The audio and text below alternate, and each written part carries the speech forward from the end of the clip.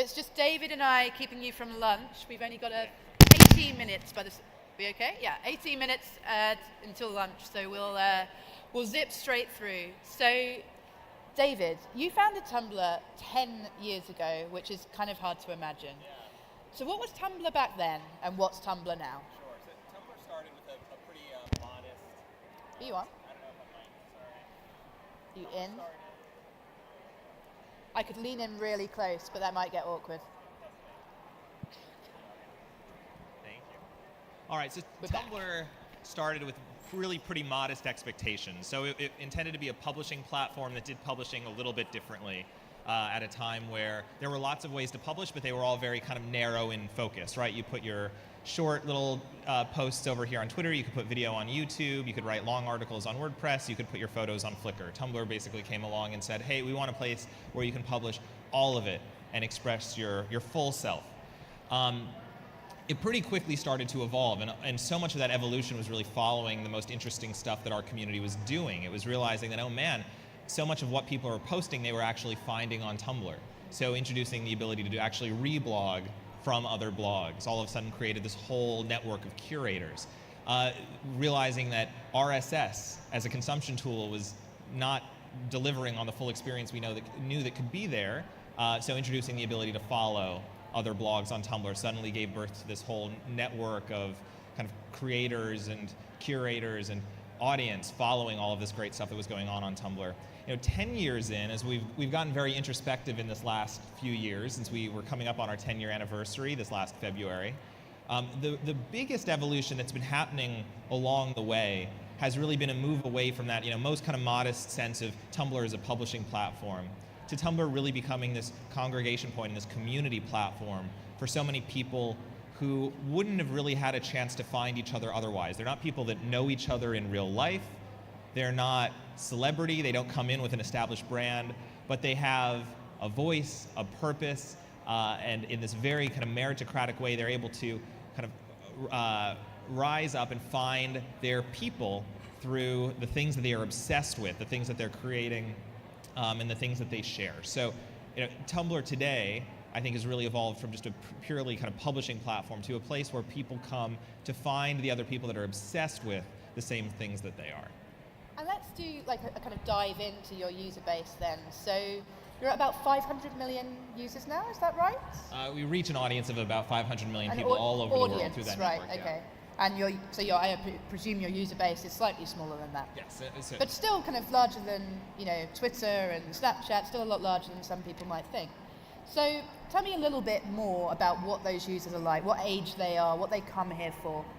Yeah, so they actually span, we get a lot of credit for being a pretty young user base. It actually really spans a pretty wide breadth of demographics in terms of age. It's always been about a 50-50 split on gender. It's been a very global audience. About 40% of our audience is US, but then there is a lot of representation from a whole lot of Europe, a whole lot of Asia, a whole lot of Latin America. I think the thing that these communities really do share is the kind of what they come together around is the really common factor in all of this. And what you really do find in our demographic, in our user base that really does stand apart, really is so unique, is this obsession, this shared obsession with any number of topics. Sometimes that could be that obsession with the show, the television show, or the characters that has this intense fandom around it. Sometimes it can be, a social movement or cultural movement like a Black Lives Matter or an LGBT community. So it really, as in terms of, demographics, kind of wide breadth, but in terms of what people are here for, while the interests might be, spectacularly diverse, that passion is really a kind of truth across all of our everybody that uses Tumblr. And David, you're a pretty kind of passionate person yourself, and you've got behind lots of big social issues. Social movements, should I say. And you've also kind of used the power of Tumblr to push for social change and social good. Can we talk a little bit about that and some of the work that Tumblr's done in those areas? I'd be careful because the way you describe it makes it sound like these are a lot of my own kind of initiatives and are kind of using the platform to push those forward. The truth is it's really flipped. The truth is this was really our response to realizing that there were so many people and so many of these movements that were really being born out of Tumblr, or really being kind of energized and building up momentum in Tumblr, where we said, like, shit, this is meaningful, and this is really important. These issues that people are, these rights that people are fighting for, these cultural movements that people are trying to create, these topics are important. And it seemed really kind of, it started to feel imperative that if we were going to continue to, tell ourselves and tell our community that we're here to support them, that for us to not stand there beside them in these moments that were like critically important to them, that we weren't really living up to everything that we wanted to be and everything that we had promised these communities. So I mean, sometimes that was simply making sure that we were elevating those voices in the community, to make sure that they were really, when they had a powerful, positive message, that was getting the reach that it deserved. So on the homepage, or yep, and I mean, there are a bunch of places where content gets kind of elevated in Tumblr. Sometimes, as an example, that's specific programming, that is to say, activations and things that we do. So it would be doing a big, we have our answer times, which are, big Q&As that go out in front of the entire Tumblr audience. So it's inviting somebody from that community to come in and do a big open Q&A with everybody on Tumblr. Sometimes it's actually showing up at the protests. So when our team and I went down to our international airport in New York, JFK, standing outside the international terminal with thousands of other New Yorkers protesting the immigration ban. It can take any number of forms, but trying to be there and showing up for these communities that need allies in those moments. And what are the big issues that your community has told you to lean into this year going forward as well? Yeah. I'd say some of those movements that have really become, fixtures of, what we do and what the shape of, the shape of Tumblr today.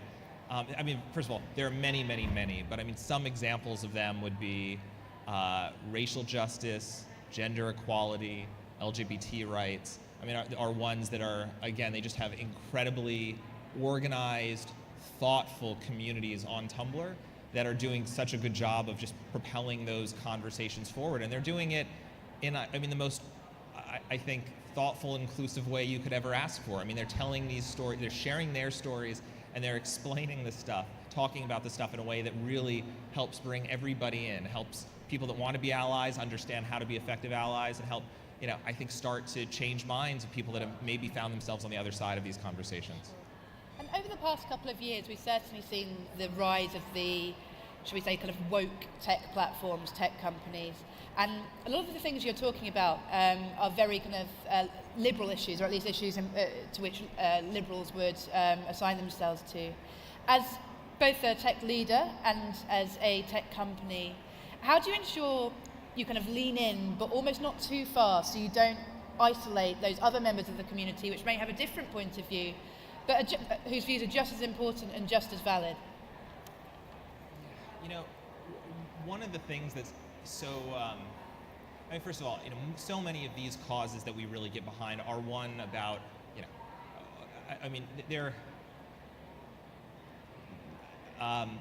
they're so easy to put our hearts behind because they are inherently inclusive, right? They're not about, one idea is right, one idea is right. It's really about, supporting people that are under attack in any given moment, or any particular circumstances.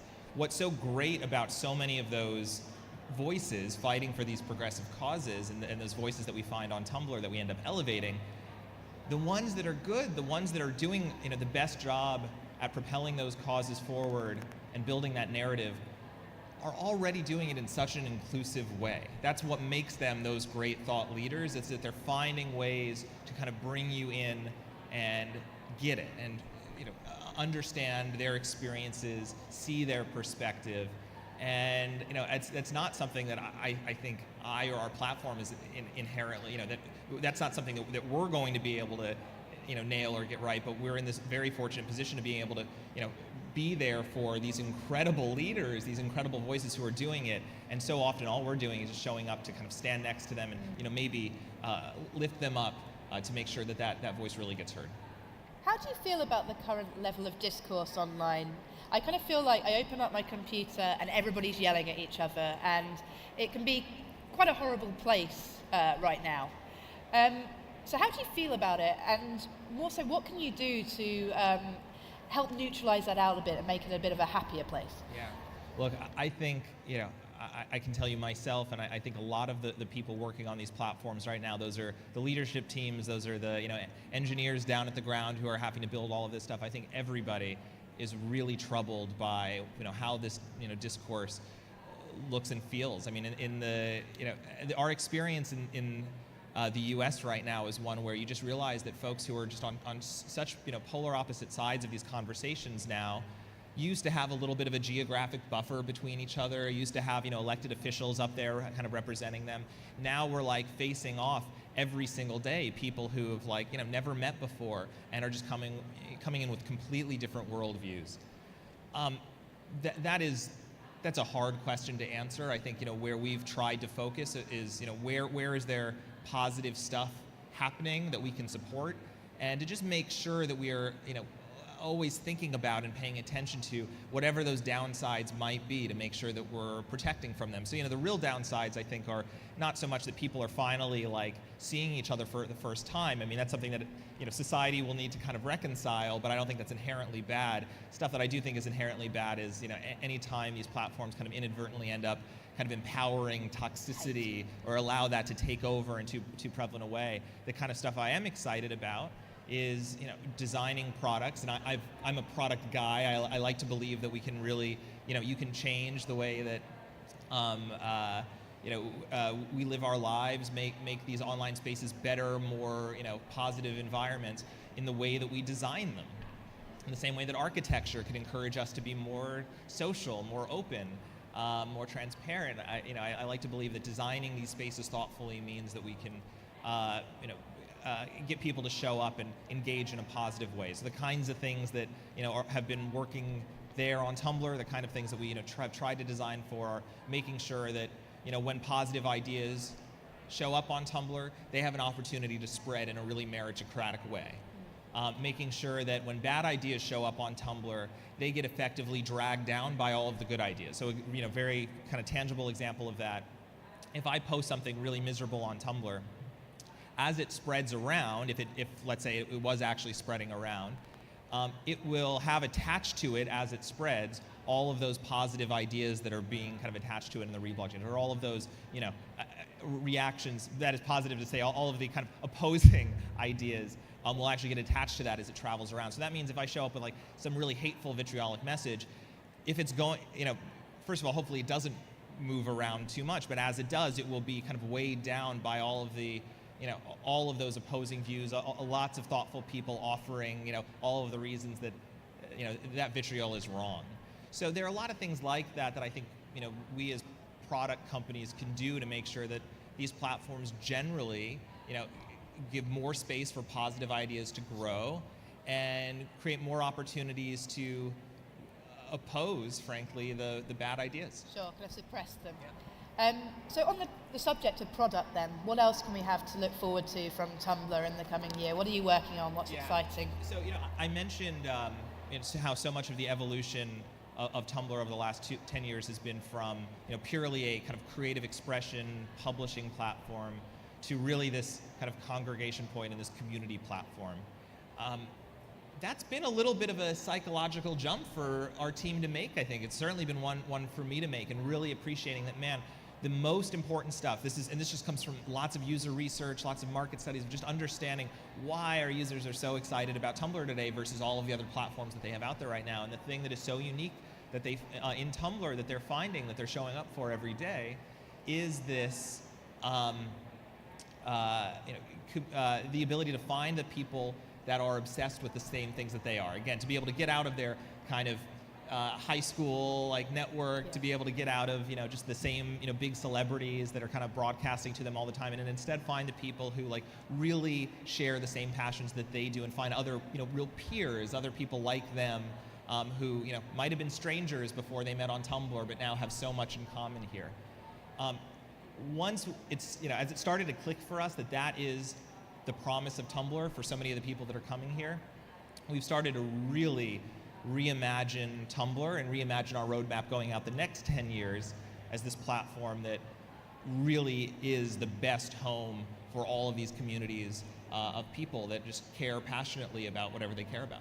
So Tumblr, over the last 10 years, it's fair to say has kind of overcome some turbulence. A few years ago you were bought by Yahoo, and it's no secret that there was a little bit of friction at first. And now you're a Verizon company. What does that mean? Tumblr under Verizon, do they rein you in? Well, first of all, so our parent company, Oath, is sort of this kind of media house of brands inside Verizon. And Oath is, and I would say most of our relationship with our parent company is really with Oath, which has been spectacularly supportive. First of all, it includes a lot of the same Yahoo team that we had been working with the last 4 years. And there have certainly been some bumps, but generally, I give that team so much credit. I look back so fondly on these last few years, and we've had a tremendous amount of support over there. And actually, a big part of why I was so encouraged coming into Oath and Verizon was that we were getting to keep working with a lot of those people that had been some of our most successful collaborators at Yahoo over the last few years. So it's corporate. It's a very it's definitely a different way of kind of thinking and working in many regards. But what about on the issue stuff? I mean, you were a big supporter of net neutrality, for example. I imagine Verizon has some different views from you. How does that work? Well, first of all, I hope that they are getting to a good place on all of those issues, and it's a fight that is certainly very important to me that I hope I get to keep pushing from the inside. This is, again, just a real credit to Oath here, where they've given us space and our voice to continue to be true to us, and most importantly, our community. So, we participated in the Net Neutrality Day of Action this summer with, by the way, the most encouraging thing about that moment was the first time that Tumblr was really fighting for net neutrality in the US a few years ago. We were one of a handful of internet companies that were actually showing up to that fight. This time around, it was everybody. So, to be able to join that day with the, Googles and Facebooks and Snapchats of the world was really, that was a pretty remarkable moment. And we were there, taking our position loud and clear. So, again, I think it's a real credit to Oath in giving, all of their brand space to stay true to themselves here. Sure. So now, over the last 10 years, there have been some real culture-defining moments taking place on Tumblr. So we had the blue and the black and the white and the gold and whatever color dress that was. We have Taylor Swift, who has become your biggest power user, particularly her memorable anti-Apple Music essay. What's been your proudest moment?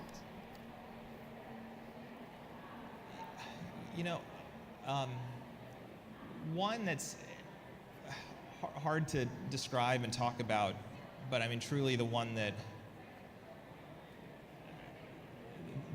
that have always stayed with me the most are, in the long list of kind of strong communities that you'll find on Tumblr. One of the strongest really have been around mental health, around intervention in suicide, intervention in depression, treatment and support through depression, reducing stigma of mental illness. These are some remarkable communities on Tumblr and some really brave, incredible people and voices. And because of that, a story I've been told a remarkable number of times in my career have been from people who come up to us and tell us that Tumblr saved their lives. And we always insist that wasn't us, that wasn't me, that was the incredible people that make Tumblr more than just an empty blue website, right? It's the people that are there that make this thing so special and so impactful on so many humans today. And to hear that from people who feel like they had that experience here, to hear that from parents who saw their kids go through that here, that is an incredible thing and a real privilege to be able to kind of work on and work for. I think we can all agree that's a fantastic note to end on. If we could all give a big round of applause to David Karp, founder of Tumblr. Thank you so much for joining us. Thank you.